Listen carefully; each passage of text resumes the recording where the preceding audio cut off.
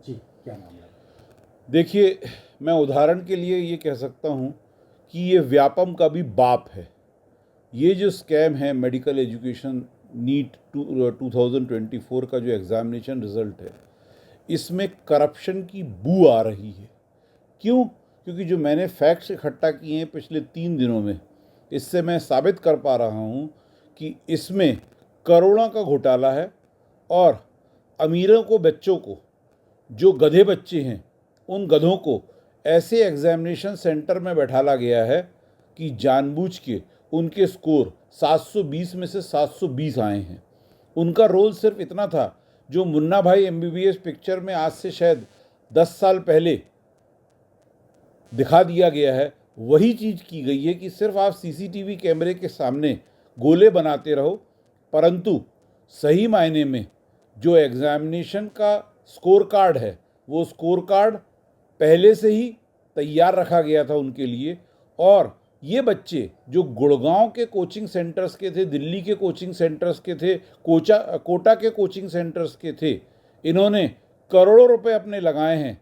और इसके कारण पहली बार नीट के इतिहास में ये चीज़ देखी गई है कि 100% मार्क्स, मतलब 720 आउट ऑफ 720 67 स्टूडेंट्स को दिए गए हैं। मैं पूछना चाहता हूँ अपने आप से कि फॉर एग्जाम्पल एम्स जो है, AIIMS Delhi, it is the best medical college which every student wants to join. AIIMS में इतनी कितनी सीट हैं कि आपने 720 67 स्टूडेंट्स को दे दी, और उसमें से फिर आप नंबर 1 कैसे निकाल पाओगे? इसलिए इसमें जो घपले हुए हैं, इसी तरह जो एग्जामिनेशन रिजल्ट आया है, उसमें एक मार्क्स होता है, एक क्वेश्चन होता है 4 मार्क्स का। कहीं वो एक क्वेश्चन नहीं दे पा रहा है, बच्चा गलत दे रहा है, तो 4 मार्क्स कटेंगे, मतलब या तो 720 मार्क्स मिलेंगे या 716 मिलेंगे। लेकिन इसमें आप देख ही रहे हैं कि 717 भी दिए गए, 718 भी दिए गए, 719 भी दिए गए। इसी तरह एग्जामिनेशन सेंटर्स ऐसा है कि जो बच्चे हरियाणा के हैं, वो जाके गोधरा में, गुजरात में, जो कि 750 किलोमीटर पड़ता, वहाँ जाके एग्जामिनेशन सेंटर दे रहे हैं। झिज्जर में ऐसे देखे गए हैं कि सेम रोल नंबर के करीब 6 बच्चे एक के पीछे एक बैठे, और वहाँ पे उनको जो स्कोर कार्ड दिया गया है वो 720 मार्क्स है। तो मेरी जो पिटिशनर है, she was expecting very heavy marks, she was expecting more than 700 marks, but she has been given only 615 odd marks. Therefore I have challenged it in a writ petition stating therein कि जहाँ तक national testing authority है, ये इस काम में पूरी तरह फेल हो चुकी है।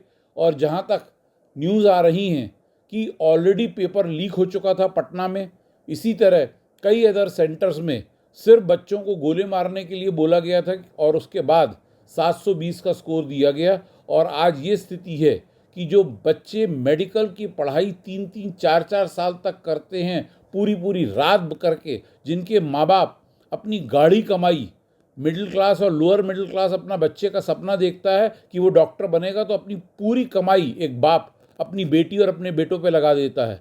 ये इन बच्चों के लिए मैं खड़ा हो रहा हूँ कि आज देश में ये स्थिति आ चुकी है कि मेडिकल एजुकेशन सिस्टम, जिसको नीट कहा गया, जिस एग्जामिनेशन को, which is one of the toughest examination in the world, उस एग्जामिनेशन में इतनी खामियां दिख रही हैं, इतनी खामियां दिख रही हैं कि बच्चों का कॉन्फिडेंस हिल गया है।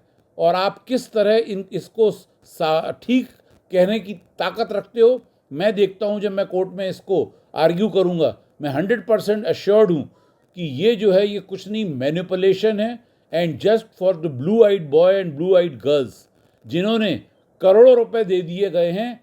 कोचिंग इंस्टीट्यूट्स की इसमें पूरी की पूरी सांठगांठ है, और NTA एजेंसी जो है इसमें मिली हुई है। तो इसमें मैंने ये याचिका दायर की है, और अब मैं इसको अगले हफ्ते इसमें बहस करूंगा। शुभ नाम से।